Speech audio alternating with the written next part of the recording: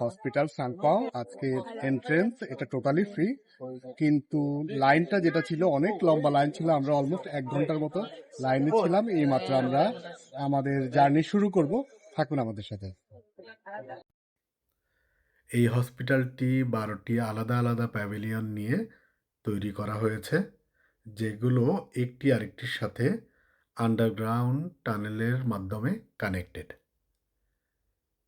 এই হসপিটালটি নির্মাণশৈলী এতটাই ডিফারেন্ট যে আপনি গতানুগতিক কোনো হসপিটালের সাথে এর বৈশিষ্ট্য মেলাতে পারবেন না।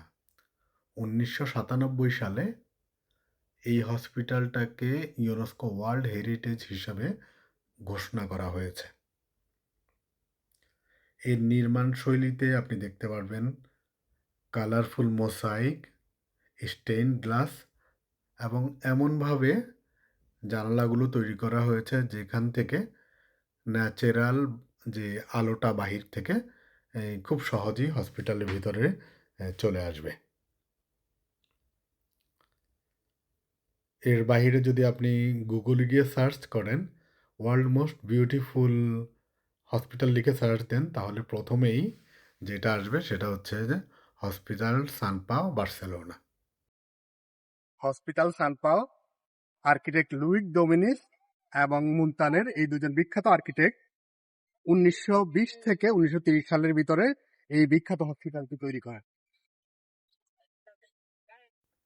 থ্যাংক ইউ আমার সাথে থাকার জন্য। হসপিটাল সানপাও থেকে আজকে বিদায় নিচ্ছি। দেখা হবে অন্য কোনো ভিডিও নিয়ে। আল্লাহ হাফেজ। আসসালামু আলাইকুম।